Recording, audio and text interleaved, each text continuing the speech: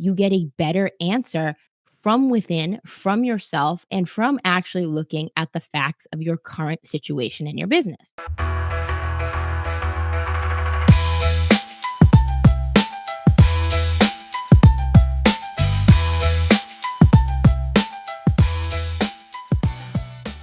Welcome to the Moms Makin Dough Podcast. I am your host, Kendra Hewitt, and today's episode 21 is going to be about measuring the metrics that matter.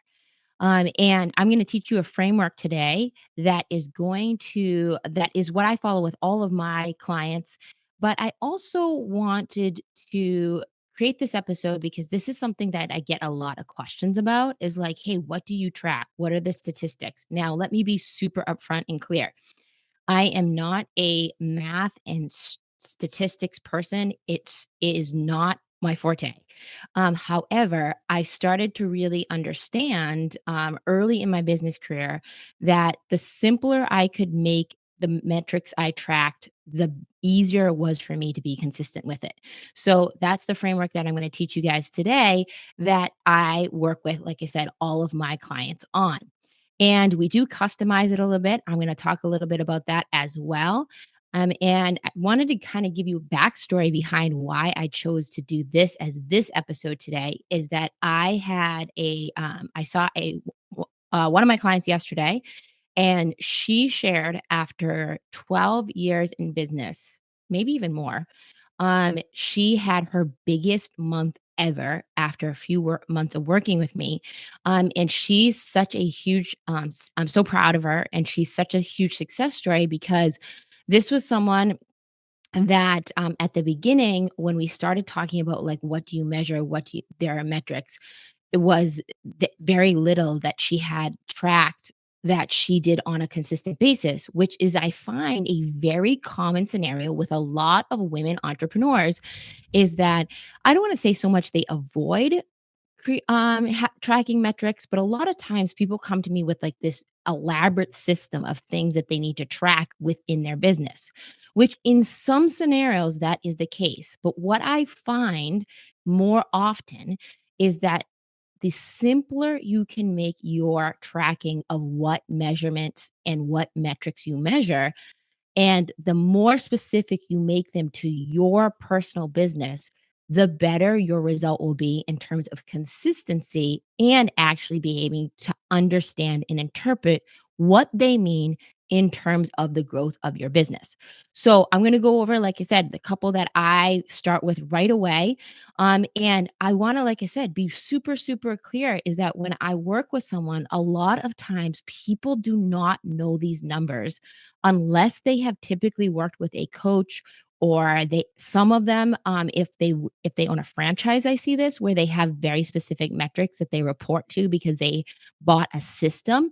But when you start from scratch, and like I said, my client that we were talking yesterday, she's 12 plus years in business. She was so excited, and I was so excited for her because she had a goal that's been in her mind for a very long time, but she just didn't know exactly what needed to happen for her to hit that goal.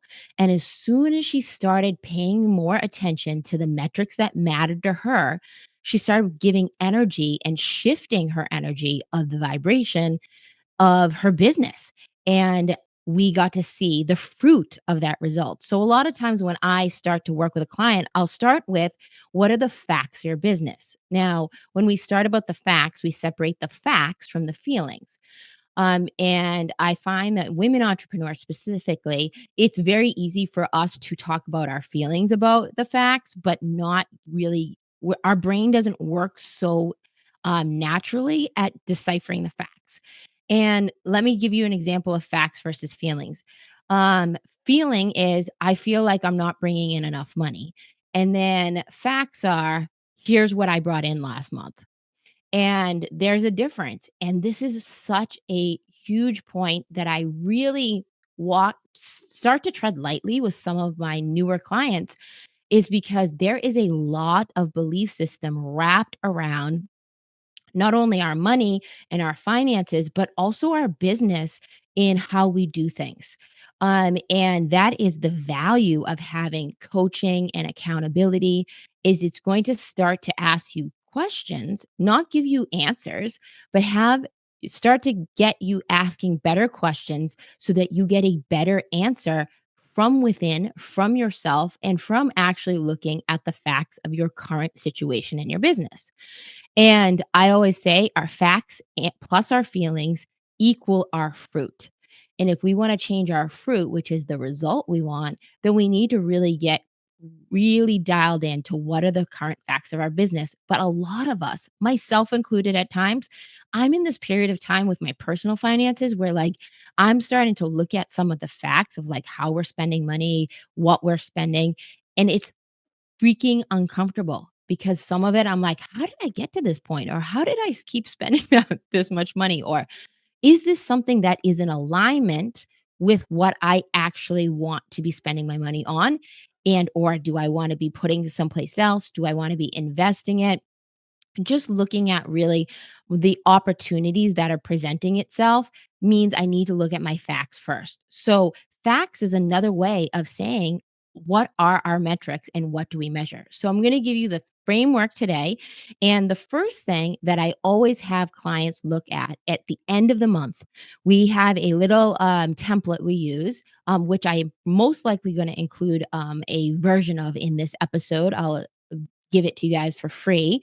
That is this. The first thing we're going to look at is like how many leads did you generate this month? So this is going to give us a indicator of is our marketing working? So how many leads generated? That's my first statistic. So I'm going to give you a scenario is even for the client that I was working with last week, what she realized is that she had 9 new clients generated into her business last month. And even though it was her biggest month ever, that's not the most that she has had into our business. And we had figured out over the last couple months, she started working with me in January of this year, of like what was she averaging for bringing in new clients. And here was the challenge that a lot of those new clients coming in were people that she didn't know like if like what their not what their value was, but also too, she didn't know what that number was for her to not only break even, but to start to get into growth mode. So we needed to take a couple months of really tracking how many leads on average are coming into her salon. And we set the average target per month at a little bit higher than we needed to know to take us out of sustainability and stagnant, stuck a little bit in her growth of her business to how do we get it to grow. So this is where this knowing this number is going to possibly take some time. Here's what I recommend here. Take some time in your schedule, 20, 30 minutes, and look back at the last minimum 3 months of your business and figure out if you can understand if you have a software, if you have a way that you could track, hey, how many new clients did we get into our business? Most people in this day and age in their business have some sort of software that's tracking that. However, we are not necessarily looking at it. So the number one step of this framework is going to be how many leads did I generate over ideally the past 90 days. But if the farther you can go back in terms of looking at your lead to get lead flow to get an average is really important. You're not going to do anything with that number other than identify what that number is and put it in your tracking. So if you're looking at the last quarter, let's say April, May, and then you're going to I would at least go, like I said, back through March. Right now, it's June that I'm doing that. So we're coming in the end of second quarter, which is crazy to say. We want to look at how many leads on average did we generate into our business every month. And when I talk about leads, these are new clients, not reactivating clients. These are new clients specifically to your business where they have an opportunity for you to do the next step, which is the second thing that we're going to look at is conversion. So, of those leads, let's say in this scenario, I'm going to base it on 10 just to make it easy. We converted 5 of those leads to clients. So, when I say converted, that means we gave them some sort of value or product that they exchanged money for. So, it is a sale, right? So that if we look at lead generation as marketing, we look at conversion as what's our sales. So here's where we're going to really dial in the future of like, hey, are we what are how are our prices structured? This is going to add into a little bit about our next some of the other metrics that we're going to talk about. But this is really what we want to know is if we converted 5 of those 10 new leads, now we need to get some data on what was the difference between the 5 that converted and the 5 that didn't. And now we know our conversion ratio is 50%, which in some industries might be amazing, but in other industries that might not be so strong. So now we have another metric that we can create a plan of attack that we can work on. The third one is going to be cash collected. Now, this is where most people get a little bit uncomfortable. I have some clients that I have to work up to them sharing what that number is because it's that uncomfortable for them. And there's a whole story around this in their money blueprint. And I tread lightly on some people, and some people need a little bit more of the push for them to share it with me. And I always say that when we start to talk numbers, it is sometimes there's lots of stories about judgment and that sort of thing. And the reason that I'm working with someone is because they want to grow. So I can't help them grow unless I know the real facts of where they're starting from to make a plan to help them go from stagnant or stuck to not only sustainability, but also success where they're growing their business, which is obviously the ultimate goal of that we all have. So when we look at cash collected, this is what actually came into your bank account. Now, this one's more simple because this one we can really look at. You don't have to track so specifically, especially if you use something like QuickBooks and it merges it for you. I am a person that I like double tracking, meaning I have a system for how I track that separate from my actual QuickBooks, and I balance and reconcile it every month. So with that said, this is going to be like also the simplest way is look at your bank statement. And at the end of your bank statement, it's going to say, here's the cash that went out, here's the cash that came in into your account. Now when I say cash collected too, I include like this is your gross. This is everything that went in because that's going to bring us to our next metric that we're going to track. But this is just like, hey, I generated for the sake of our example here, I generated 10 new leads this month. I converted 5 of them, and of those 5, I collected $20,000. I mean, of my total client base, not just the new people, I collected $20,000. Now, what is really cool is if you can get to the point where you can actually break that metric into 2 segments. One is cash collected on that's just, maybe over the table. Then there's a cash collected, maybe a reoccurring, maybe if you have a reoccurring model in your business, which is 2 that I really like to track. And then the third one is going to be like, what's the actual cash collected from the new people that came in? Because this is going to be really, really critical for us when we're starting to look at your pricing and also what it's costing you to do business, which is going to be our next metric. So our fourth metric is going to be our overhead. So what is our overhead? Now, most people love to guess at this number, I find. And when I say overhead, this again, you can break down into a more simpler, like just a general number. And so I have some people start with literally looking at their bank statement because that's where they're at. And they look at their bank statement and they see what they brought in and what went out. And that's it. Then, as we start to work together and we start to ask better questions, we start to break even that overhead number down. What was our fixed overhead? What was our variable overhead? What is our percentage of people, our payroll? And also in this number, I also will sometimes break out payroll that I pay myself or I pay us as owners versus the payroll that is actually due to other people.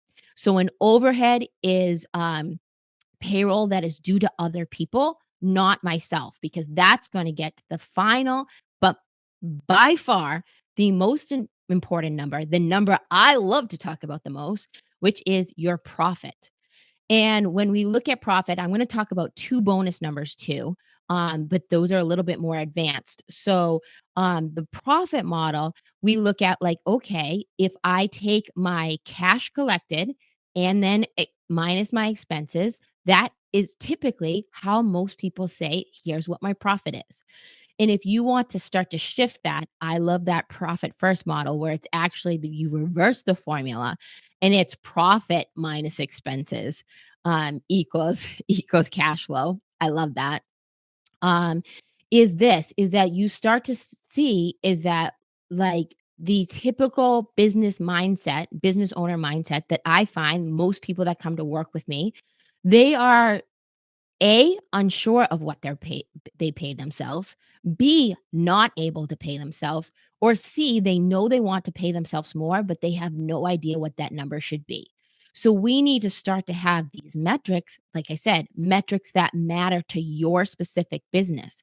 And those will look different for all different types of businesses, all different types of setups, all different industries. But we can't start to make shifts in your business unless we start to have some of these cold, hard facts for us to work off of. So when it comes to the profit, there is now two parts to this. Like I said, I start some people really at a very small level where we look at like what was the cash collected, the three metrics we just discussed, cash collected, cash outflow. So that's our expenses, our overhead, and then what was left over. And this is, like I say, a sometimes backwards business model, but sometimes when people come to me, I have to start here so that they can start to build the awareness and see for themselves that this is a little bit backwards. Because when we look at profit, we want to not take the leftovers, right? We want to work our profit and our personal payment in to our expenses as a everyday occurrence. So, a couple things, or every day, every week, every month, however you pay yourself in your business, which is a whole other conversation, right? So, but when we look at the profit side of it, we're looking at, hey, what was left over, right? And this is also what was left over before we put money aside for our bonus metric, which is going to be our taxes. Not necessarily a fun one, but something that has to be accounted for because it's one of the biggest problems. I would say the two biggest problems that people come to me with. Actually, let me restate that. Three biggest problems people come to me with is number one is they are not paying themselves and or they're not paying themselves enough, what they want, or correctly in terms of structure in their business. Probably that is what by far number one. Number 2 is gonna be they owe taxes from the previous year because they never made a plan on how to save it, and they don't have any tax strategy in place, even though they are profitable. But that's why I say that's a bonus metric because usually the first couple months of working with a client, we do not focus on that. The first couple months of with a client, we focus on the top 5, the leads generated, cash collected, then we talk about the, conversion ratio, we look at our overhead, and then we look at our profit model. And that's what we're really looking to shift. But we want to know all of these numbers up front as a baseline because we can't start to make shifts in the right direction without having a proper baseline. So these are the metrics that I personally use when I'm working with a client. Now, of course, we do add customized metrics based on their whatever their business is. But when it comes to the basics of the profit is where instead of just what's left over, we start to work a plan towards dividing up that profit. What does that look like? But right now, in when you're first starting, is that just looking at like, hey, what was left over at the end of the month? If you have a basic P&L, if you have a bookkeeper that preps that for you, this is where most people start, where they take that number, that P&L, and they look at like, hey, after all of our expenses, all of the things that were deductible, here's what we had left over based on what we collected that month. So like I said, we start very small with that number, but then we get much more as we go, focused on how we really want to break these metrics down. Ideally, in a profit world, I like to say we look for a certain profit percentage based on, again, industry, and or just what that person really thinks they're capable and wants to hit, and starts manifesting and generating. Just like my client I was telling you at the beginning, she really wanted to have a $20,000 month.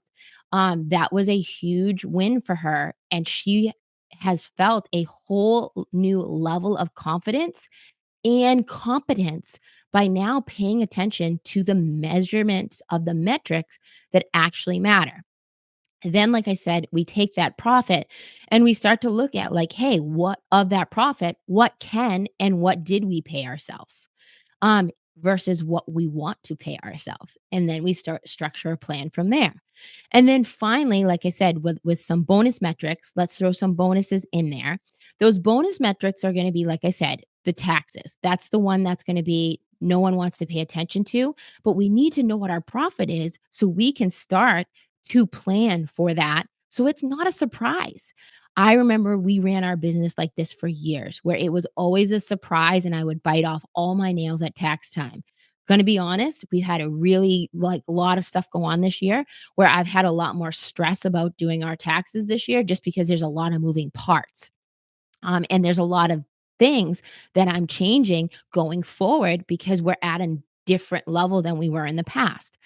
And then so that is a metric that I also pay attention to because when I have that profit, I also want to take off some of that money from the and put that aside for taxes so that I'm not owing and paying last year's taxes with this year's profit. Which is, like I said, a big thing. And then the third thing that I think a lot of people come for me too is that like inconsistent lead flow. And so we really have to know what these numbers are, specifically the first two, the lead generation and then the conversion ratio, for us to start to make some changes in your marketing flow. And then the seventh bonus, the bonus is going to be KPIs, key performance indicator tracking for each individual employee. And if you have, I work with everybody from, I think my biggest client right now has 25 employees. So that's still considered a very small business. And then my smallest client right now probably has 2 or 3 employees.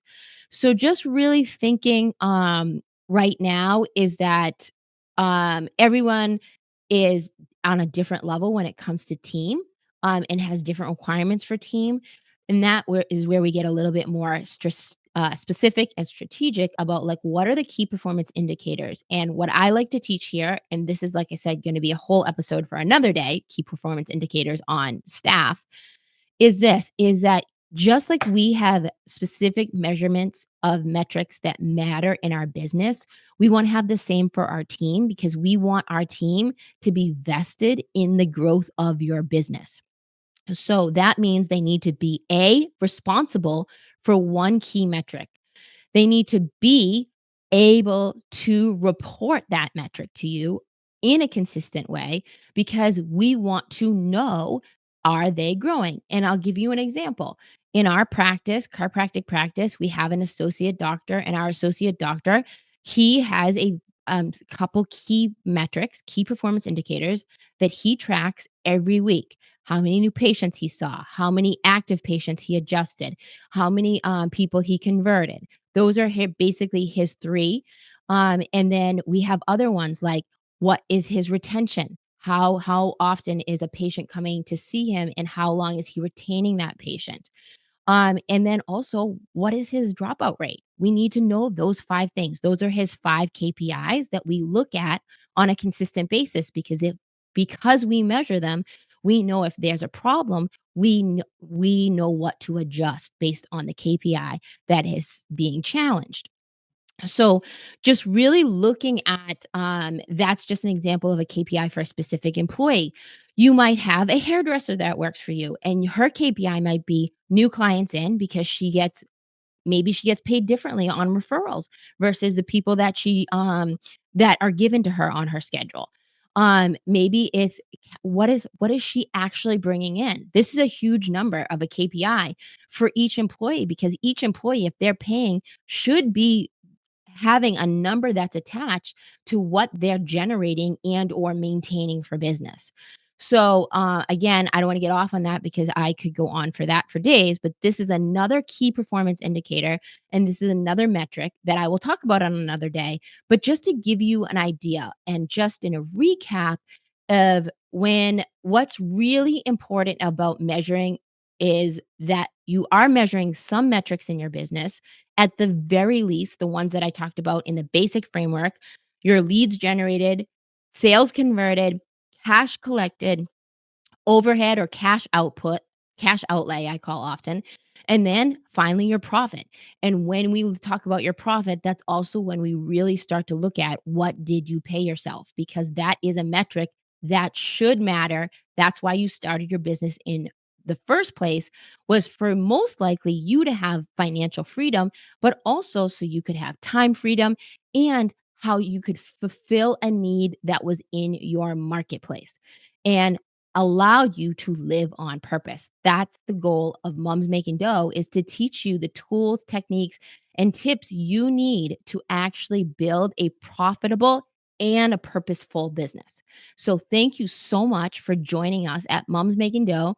I look forward to seeing you next time. As always, if the information you listen to today is valuable and you think someone you know might be able to use it, please, please, please share it. And as always, rate, review, and subscribe. And we'll see you next time on Moms Making Dough.